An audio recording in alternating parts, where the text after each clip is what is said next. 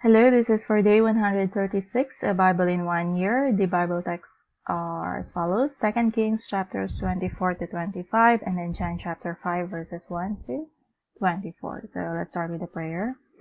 Lord, we thank you for another day that you've given us. Thank you, Lord, for the opportunity, the privilege to be able to serve you. Pray, Lord, that you would bless everyone who are doing their part in the work of the Lord. Our pastors, the missionaries, the church workers, the Bible school teachers and students, as well as the church members. I pray, Lord, for the revival of everyone. And Lord, I pray that, there will be more workers in the ministry and that, allow me to do more. Equip me with, whatever is needed to do more for the ministry. And Lord, I pray for the salvation of our lost loved ones and for the kids, for those who we are engaging in Bible studies, and everyone that your children are trying to reach out to. And Lord, we ask for forgiveness for our sins. Help us, Lord, to be more faithful and more obedient to your word. And as we read your word for today, Lord, help us, enlighten us, and show us the real message, what you mean by your words, and help us apply them in our daily lives.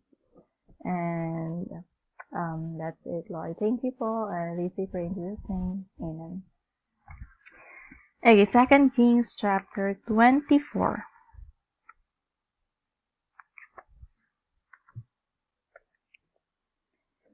In his days Nebuchadnezzar king of Babylon came up, and Jehoiakim became his servant 3 years. Then he turned and rebelled against him.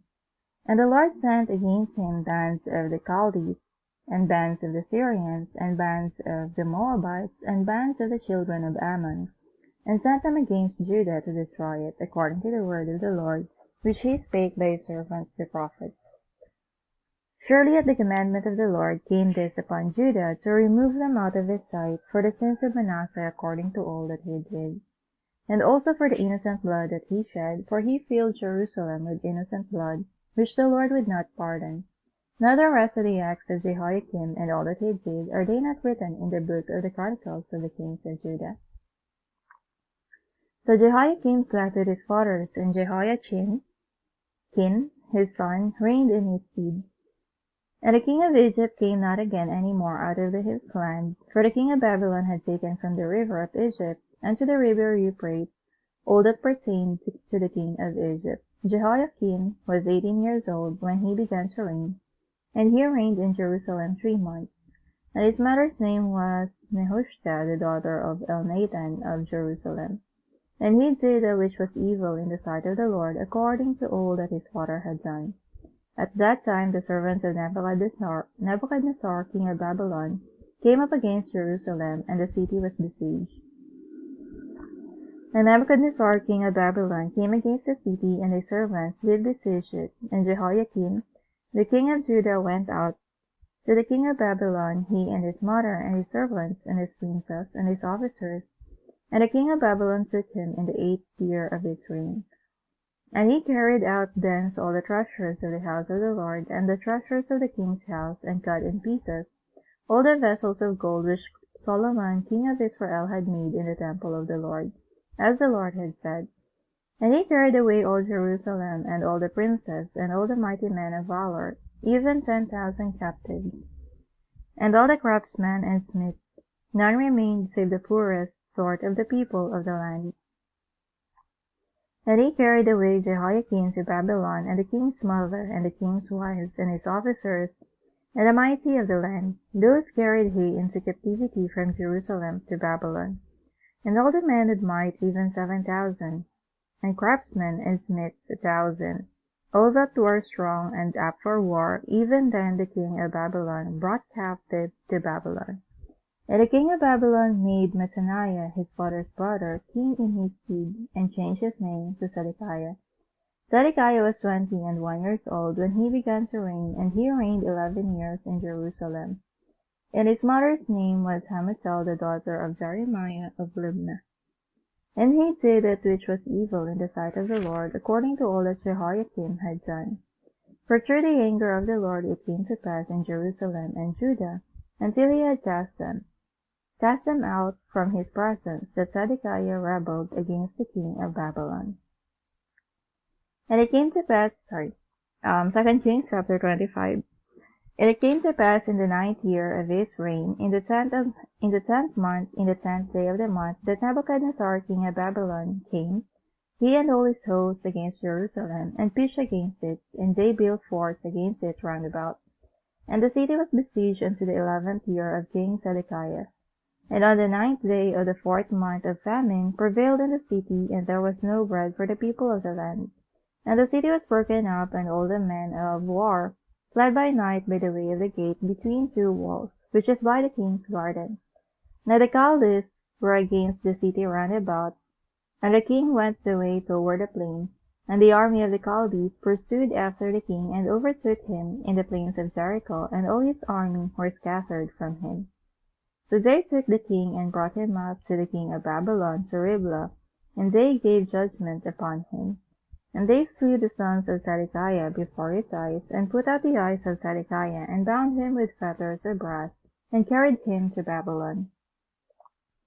And in the 5th month, on the 7th day of the month, which is the 19th year of King Nebuchadnezzar king of Babylon, came Nebuzaradan, captain of the guard, a servant of the king of Babylon, unto Jerusalem. And he burnt the house of the Lord, and the king's house, and all the houses of Jerusalem, and every great man's house burnt he with fire.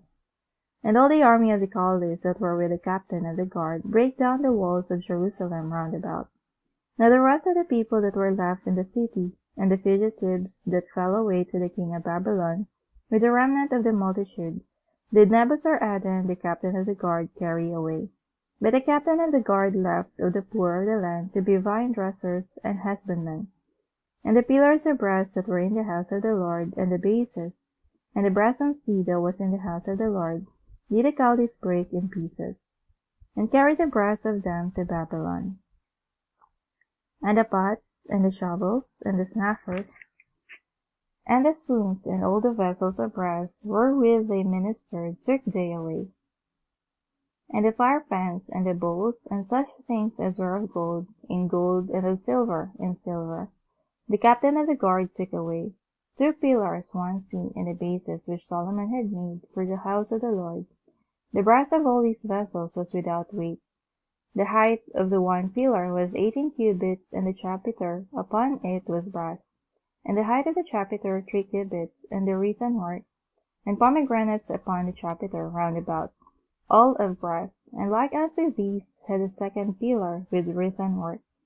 And the captain of the guard took Zariah the chief priest, and Zephaniah the second priest, and the 3 keepers of the door.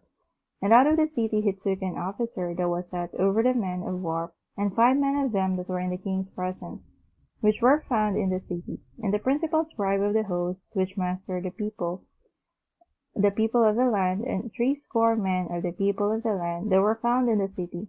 And Nebuzaradan, captain of the guard, took these, and brought them to the king of Babylon to Riblah.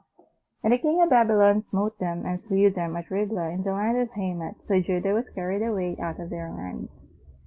And as for the people that remained in the land of Judah, whom Nebuchadnezzar king of Babylon had left, even over them he made Gedaliah the son of Ahikam, the son of Shaphan, ruler. And when all the captains of the armies, they and their men, heard that the king of Babylon had made Gedaliah governor, there came to Gedaliah to Mizpah even Ishmael the son of Netaniah, and Johanan the son of Kareah, and Zariah the son of Tanhumeth the Netophathite, and Jaazaniah the son of a Maacatite, they and their men. And Gedaliah sware to them and to their men, and said unto them, Fear not to be the servants of the Chaldees. Dwell in the land, and serve the king of Babylon, and it shall be well with you. But it came to pass in the 7th month that Ishmael the son of Nethaniah the son of Elishama, of the seed royal, came, and 10 men with him, and smote Gedaliah, that he died, and the Jews and the Chaldees that were with him at Mizpah. And all the people, both small and great, and the captains of the armies, arose, and came to Egypt, for they were afraid of the Chaldees. And it came to pass in the 37th year of the captivity of Jehoiakim king of Judah, In the 12th month, on the 7th and 20th day of the month, that evil Merodach, king of Babylon, in the year that he began to reign, did lift up the head of Jehoiakim, king of Judah, out of prison. And he spake kindly to him, and set his throne above the throne of the kings that were with him in Babylon, and changed his prison garments, and he did eat bread continually before him all the days of his life. And this allowance was a continual allowance given him of the king, a daily rate for every day all the days of his life. We now go to John chapter 5 and read verses 1 to 24. After these there was a feast of the Jews, and Jesus went up to Jerusalem. Now there is at Jerusalem by the sheep market a pool, which is called in the Hebrew tongue Bethesda, having 5 porches. In these lay a great multitude of impotent folk, of blind, halt, withered, waiting for the moving of the water. For an angel went down at a certain season into the pool, and troubled the water. Whosoever then first, after the troubling of the water, stepped in, was made whole of whatsoever disease he had. And a certain man was there which had an infirmity 38 years. When Jesus saw him lie, and knew that he had been now a long time in that case, he saith unto him, Wilt thou be made whole? The impotent man answered him, Sir, I have no man, when the water is troubled, to put me into the pool. But while I am coming, another steppeth down before me. Jesus saith unto him, Rise, take up thy bed, and walk. And immediately the man was made whole, and took up his bed, and walked. And on the same day was the Sabbath. The Jews therefore said unto him that was cured, It is the Sabbath day. It is not lawful for thee to carry thy bed. He answered them, He that made me whole, the same said unto me, Take up thy bed, and walk. Then asked they him, What man is that which said unto thee, Take up thy bed, and walk? And he that was healed wist not who it was, for Jesus had conveyed himself away, a multitude being in that place. Afterward Jesus findeth him in the temple, and said unto him, Behold, thou art made whole. See no more, lest a worse thing come unto thee. The man departed, and told the Jews that it was Jesus which had made him whole. And therefore did the Jews persecute Jesus, and sought to slay him, because he had done these things on the Sabbath day. But Jesus answered them, My Father worketh hitherto, and I work. Therefore the Jews sought the more to kill him, because he not only had broken the Sabbath, but said also that God was his Father, making himself equal with God. Then answered Jesus, and said unto them, Verily, verily, I say unto you, the Son can do nothing of himself, but what he seeth the Father do. For what things soever he doeth, these also doeth the Son likewise. For the Father loveth the Son, and showeth him all things that himself doeth, and he will show him greater works than these, that ye may marvel.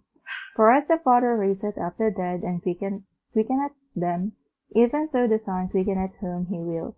For the Father judgeth no man, but had committed all judgment unto the Son, that all men should honor the Son, even as they honor the Father. He that honoureth not the Son honoureth not the Father, which had sent him. Verily, verily, I say unto you, he that heareth my word, and believeth on him that sent me, hath everlasting life, and shall not come into condemnation, but is passed from death unto life. Alright, we're done with Bible reading. For the reflection, something to share. Probably, focus here on John chapter 5, verses 1 to 24. So there's this place called Bethesda, and around it, around the pool, they have this, I'm not sure if it's a superstition or, probably something that they have observed, that whenever the water in the pool is, troubled, whoever goes into the water first will be healed of their sickness. And so a lot of people with infirmities were waiting at the pool, waiting for the water to be troubled so they could go in, and they expect to be healed, of course. And so when Jesus was walking around it, he saw this man and asked, Do you want to be made whole? Do you want to be healed? And then the man was like, something like, of course, but I have no man with me. Whenever the water is troubled and I try to go into the water, someone else would go there first, right? Because I think this person was maimed. He cannot walk, right? He cannot walk properly. And so Jesus told him to take your bed and walk, right? But it was a Sabbath day, and, we have these people legalists. What do they call them nowadays? They didn't like it because he supposedly, what do you call that? Disrespected the Sabbath day because, he made work, he healed someone, and then that someone also did work because he carried his bed. I'm not sure, but why would you consider it a work to simply carry your bed, right? Is that an actual work? I mean, sure. If you're going to consider taking up your bed work, then wouldn't simply walking be considered work as well?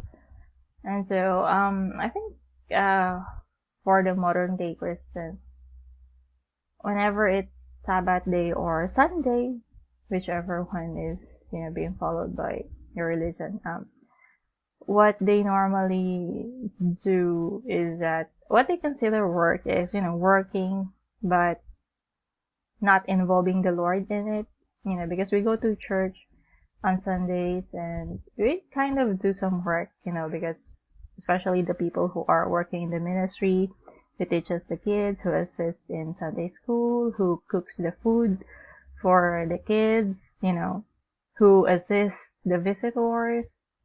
There's a lot of work going on in the ministry during Sunday, so that's essentially work, right?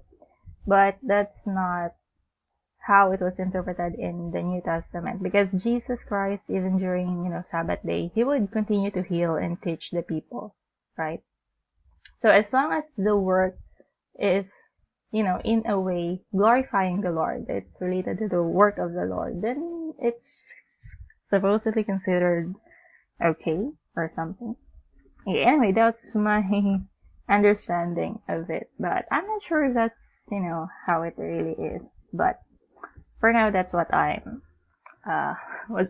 I understand of it. Alright, so that's it for this one. Again, this is day 136, the Bible in 1 year, and we've read 2 Kings chapters 24 to 25, and then John chapter 5 verses 1 to 24. Thank you, and God bless.